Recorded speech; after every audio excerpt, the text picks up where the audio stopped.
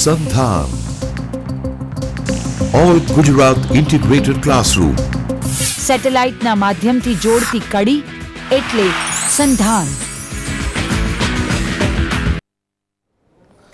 નમસ્કાર મિત્રો, આજે આપણે ગુજરાત રાજ્ય સરકારના સંધાન કાર્યક્રમ અંતર્ગત બોમ્બમાં ટ્રેડિંગ ઓન ઇક્વિટી વિષય ઉપર ચર્ચા કરવા માટે એકત્રિત થયા છે. હું ડૉક્ટર કમલેશ દવે અને મારી સાથે અત્યારે ઉપસ્થિત છે શ્રી કેતનભાઈ પોપટ. અમે બંને મિત્રો શ્રી જે ભાલોડિયા વિમેન્સ કોલેજ રાજકોટથી ટ્રેડિંગ ઓન ઇક્વિટીના આજના ટોપિક ઉપર વિદ્યાર્થી મિત્રોને માર્ગદર્શન આપવા માટે અત્રે ઉપસ્થિત છીએ. આજના વિષયની ટ્રેડિંગ ઓન ઇક્વિટી એટલે કે ઇક્વિટી પરના વેપારની પ્રસ્તાવના માટે એટલે કે થોડીક પૂર્વ ભૂમિકા માટે હું શ્રી કેતનભાઈ પોપટને વિનંતી કરીશ કે તેઓ વિદ્યાર્થી મિત્રોને ઇક્વિટી પરના વેપારની થોડીક ટૂંકી સમજણ પૂરી પાડશે. શ્રી કેતનભાઈ. નમસ્કાર વિદ્યાર્થી મિત્રો. ઇક્વિટી પરનો વેપાર એ મુખ્યત્વે મૂડી સાથે સંબંધિત વિગત છે, મૂડી સાથે સંબંધિત બાબત છે. જો એ સંદર્ભમાં આપણે વિચારીએ તો સૌપ્રથમ કોઈપણ ધંધાકીય એકમ માટે મૂડી એ પાયાની જરૂરિયાત છે. ધંધાકીય એકમ જો કંપનીના સંદર્ભમાં વિચારીએ તો કંપની શેર દ્વારા અથવા ડિબેન્ચર દ્વારા મૂડી બહાર પાડી શકે છે, અને કંપની સિવાયનું જો કોઈ ધંધાકીય એકમ હોય તો માલિકીની મૂડી એટલે કે ધંધાના માલિક દ્વારા મૂડી લેવામાં આવે છે, ભાગીદાર હોય તો ભાગીદાર દ્વારા મૂડી લેવામાં આવે છે, અને ઓછીની મૂડી એટલે કે લોન દ્વારા મૂડી લેવામાં આવે છે. હવે આ રીતે આપણે વિચારીએ તો મૂડી બે રીતે મેળવી શકાય છે, માલિકીની મૂડી અને ઓછીની મૂડી. માલિકીની મૂડીથી જો ધંધો કરવામાં આવે તો કોઈ પ્રશ્ન નથી, પણ જો ઓછીની મૂડી મેળવવામાં આવે તો પ્રથમ પ્રશ્ન એ રહેશે કે જે ઓછીની રકમ આપણે મેળવેલ છે તેના પર ચૂકવવાનો થતો બોજો એટલે કે વ્યાજની રકમ ચૂકવી શકાય એટલી રકમ ધંધામાંથી આવક તરીકે પ્રાપ્ત થવી જોઈએ.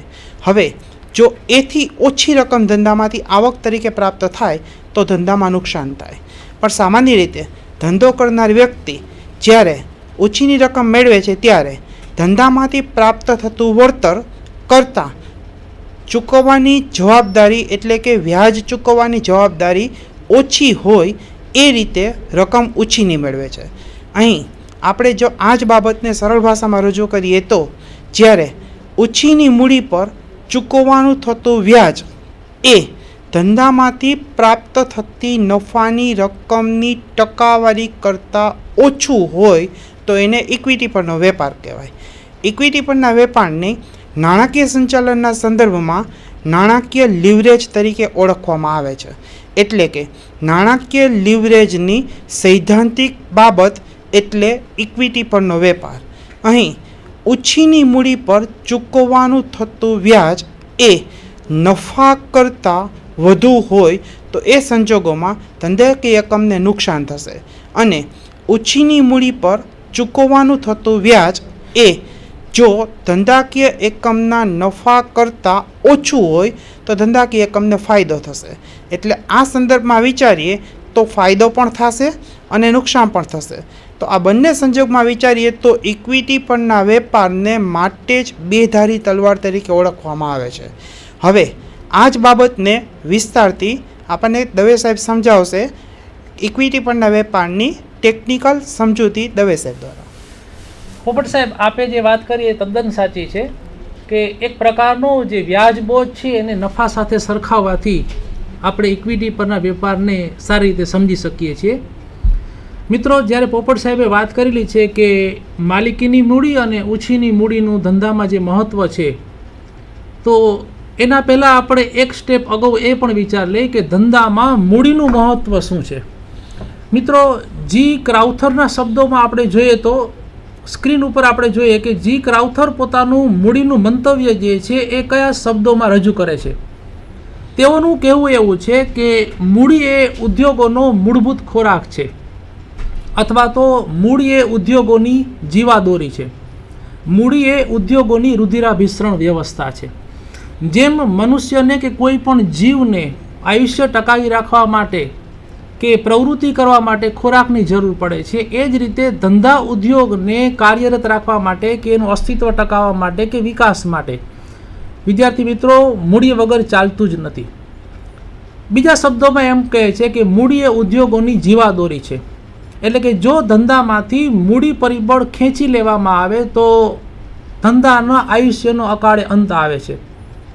અને સૌથી અગત્યની બાબત જે ત્રીજા શબ્દોમાં જી ક્રાઉથર જણાવે છે કે મૂડી એ ઉદ્યોગોની રુધિરાભિસરણ વ્યવસ્થા છે. હવે મિત્રો રુધિરાભિસરણ એટલે શું એ આપણે જાણીએ છીએ, છતાં હું આપને ફરીથી એક વખત સમજૂતી આપું. જેમ આપણા શરીરમાં લોહી સતત ફરતું રહે છે અને શરીરના દરેકે દરેક અંગને જીવંત રાખવાનું કામ એ આપણી રુધિરાભિસરણ વ્યવસ્થા કરે છે. જો કોઈ એક ચોક્કસ સમયગાળા માટે કે ફ્રેક્શન ઓફ સેકન્ડ માટે પણ શરીરના ચોક્કસ ભાગોમાં રક્તવાહિનીઓમાં જો રુધિરાભિસરણ વ્યવસ્થા અટકાઈ જાય અથવા તો 2 મિનિટ માટે રોકાઈ જાય તો આપણે એમ કહીએ છીએ કે એ આપણા શરીરમાં ખાલી ચડી ગઈ છે, આપણું શરીર આપણને સપોર્ટ નથી કરતું, આપણે એ અંગ દ્વારા કોઈ કામ નથી કરી શકતા. હવે ખરા અર્થમાં પુરવઠાનો કોઈ પ્રશ્ન છે જ નહીં. શરીરમાં પૂરતા પ્રમાણમાં લોહીનો પુરવઠો તો છે જ, પણ આ પૂરતો પુરવઠો હોવા છતાં શા માટે શરીરનું કોઈ અંગ પોતાની પૂરી કાર્યક્ષમતાથી કામ નથી કરી શકતું?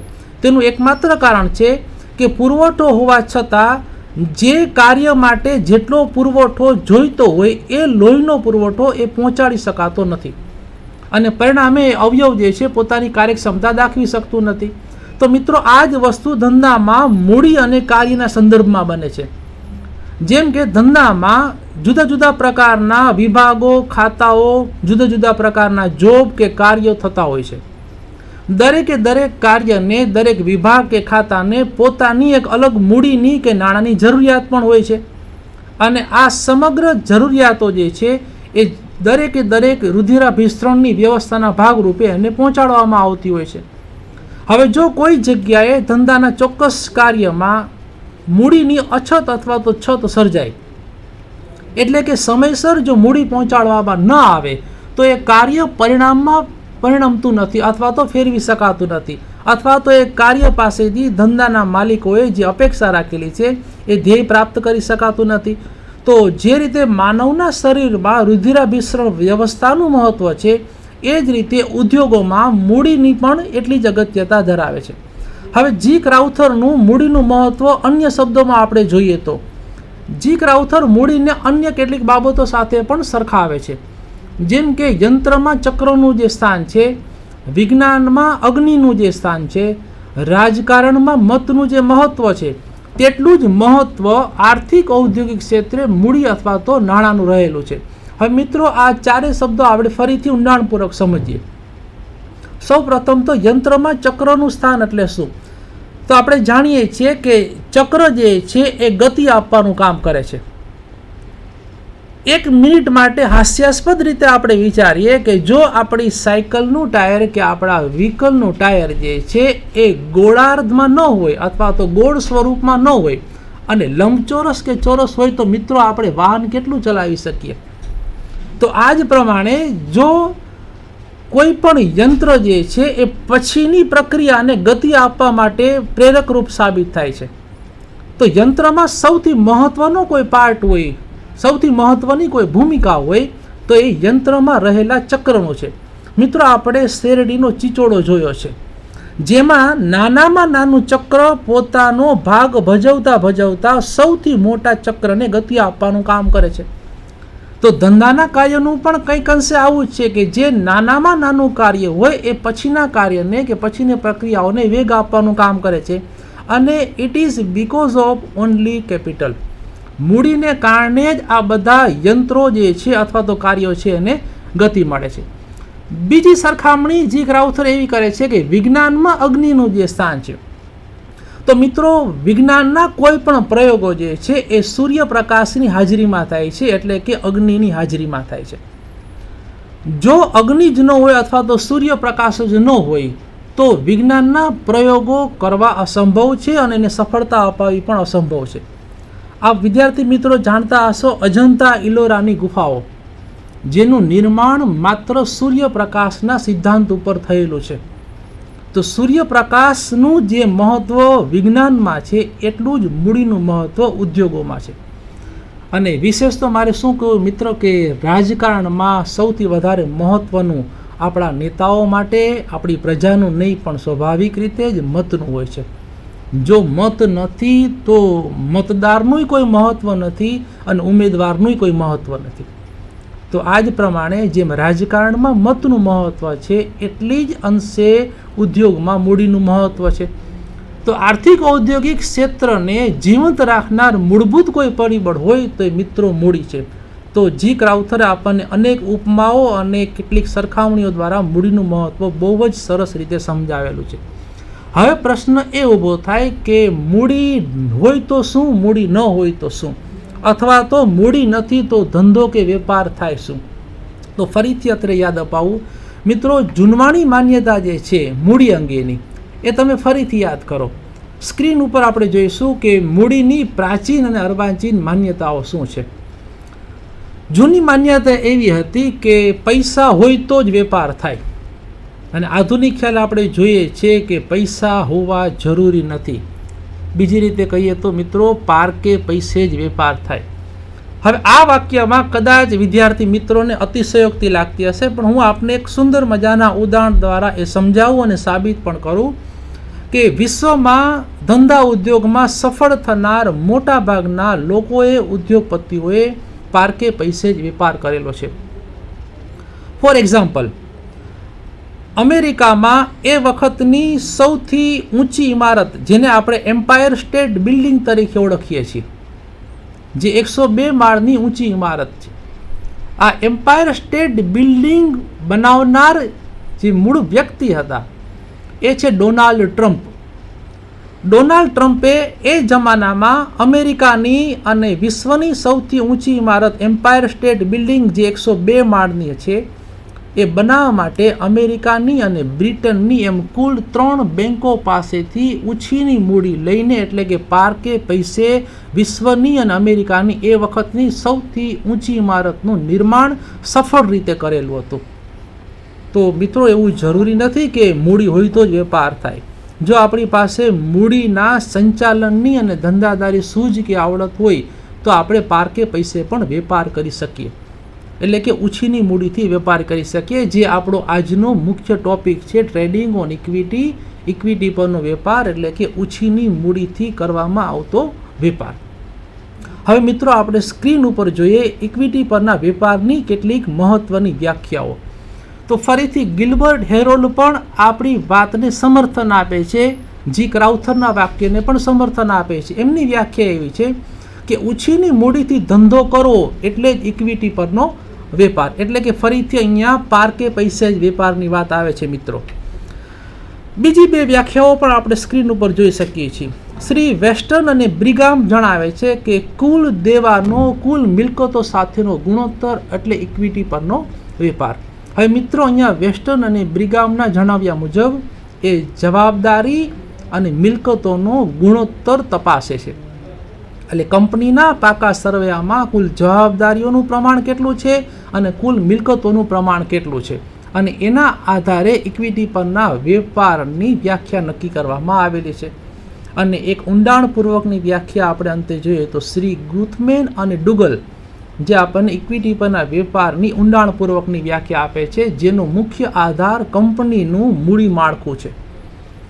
કંપની પોતાના મૂડી માળખામાં માલિકીની મૂડી સાથે પ્રેફરન્સ અને અથવા દેવાનો ઉપયોગ કરે ત્યારે તેને ઇક્વિટી પરનો વેપાર કહેવાય. મિત્રો, વ્યાખ્યા ફરીથી જોશું, આ શબ્દનું અર્થઘટન પણ સમજશું. કંપની પોતાના મૂડી માળખામાં માલિકીની મૂડી એટલે કે ઇક્વિટી અથવા તો પોતાના અનામતો સાથે પ્રેફરન્સ અને અથવા એવો શબ્દ વાપરેલો છે. મીન્સ કે કોઈ કંપની ઇક્વિટી અને પ્રેફરન્સથી પણ મૂડી માળખું રચી શકે છે, કોઈ કંપની ઇક્વિટી અને દેવાથી પણ મૂડી માળખું રચી શકે છે, અને કોઈ કંપની ઇક્વિટી, પ્રેફરન્સ અને દેવા ત્રણેય પ્રકારની જામીનગીરીનો ઉપયોગ કરી અને મૂડી માળખાની રચના કરી શકે છે.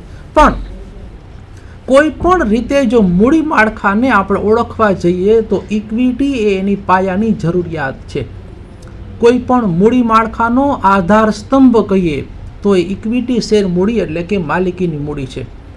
જેમ પાયા વિનાના મકાનનું કે ઇમારતનું ચણતર શક્ય નથી, એમ કોઈ પણ કંપનીમાં મૂડી માળખામાં ઇક્વિટી મૂડીની ગેરહાજરીથી મૂડી માળખું શક્ય બનતું નથી. હા, એનું પ્રમાણ મિત્રો વધારે કે ઓછું હોઈ શકે, એટલે કે કોઈ કંપનીમાં ઇક્વિટી વધારે હોઈ શકે, કોઈ પ્રમાણમાં ઇક્વિટી ઓછી દર્શાવે, પણ ઇક્વિટીની ગેરહાજરી તો મૂડી માળખામાં બિલકુલ ચલાવી શકાય જ નહીં. તો મૂડી માળખામાં જ્યારે માલિકીની મૂડી અને પ્રેફરન્સ અથવા દેવારનો ઉપયોગ કરવામાં આવે ત્યારે કંપનીએ ઇક્વિટી પરના વેપારનો ઉપયોગ કરેલો છે અથવા તો અમલ કરેલો છે એમ આપણે કહી શકીએ. હવે જે વાત હમણાં જ મેં આપને કરી કે મૂડી માળખું જે છે એ જામીનગીરીઓનું મિશ્રણ છે, અથવા તો કોઈ પણ કંપનીના જામીનગીરી અંગેના જે નિર્ણય છે સંચાલકોના, આ સંચાલકોના નિર્ણય એના મૂડી માળખા ઉપરથી પ્રતિબિંબિત થાય છે અથવા તો જોઈ શકાય છે. જેમ કે સ્ક્રીન ઉપર મિત્રો આપણે જોઈએ છીએ કે અત્યારે સામાન્ય અથવા તો જેને આપણે આદર્શ મૂડી માળખું કહીએ, એ આદર્શ મૂડી માળખામાં ઇક્વિટી, પ્રેફરન્સ અને ડિબેન્ચરનું પ્રમાણ અનુક્રમે 50%, 25% અને 25% જોઈ શકાય છે. એટલે કે કંપની પોતાની કુલ મૂડી જરૂરિયાત છે એમાંથી 50% ઇક્વિટી દ્વારા એકત્રિત કરશે, 25% પ્રેફરન્સ શેર મૂડી દ્વારા અને બાકીની ઘટતી 25% ડિબેન્ચર દ્વારા એકત્રિત કરે. બીજા શબ્દોમાં આપણે એને એમ પણ કહી શકીએ કે કંપનીએ ઇક્વિટી, પ્રેફરન્સ અને ડિબેન્ચરનો રેશિયો કે પ્રમાણ 2:1:1 રાખેલો છે. જો કોઈ કંપની આ પ્રમાણેનો ગુણોત્તર ધરાવતી હોય તો એ કંપનીનું મૂડી માળખું આદર્શ મૂડી માળખું છે એમ કહેવાય. હા, પણ એક મિત્રો ખાસ અત્રે યાદ રાખશો કે કોઈ એક કંપનીનું આદર્શ મૂડી માળખું અન્ય કંપની માટે આદર્શ હોય એવું બિલકુલ જરૂરી નથી. ઉદાહરણ તમને આપેલું જ છે સ્ક્રીન ઉપર, તમે જુઓ. જો આદર્શ મૂડી માળખામાં ઇક્વિટી, પ્રેફરન્સ અને ડિબેન્ચરની ટકાવારી અનુક્રમે 50, 25 અને 25% છે, તો લોખંડ પોલાદ ઉદ્યોગમાં આદર્શનું પ્રમાણ એનાથી વિપરીત છે. એટલે કે ત્યાં ઇક્વિટી શેર મૂડી 40%, પ્રેફરન્સ શેર મૂડી 50% અને ડિબેન્ચર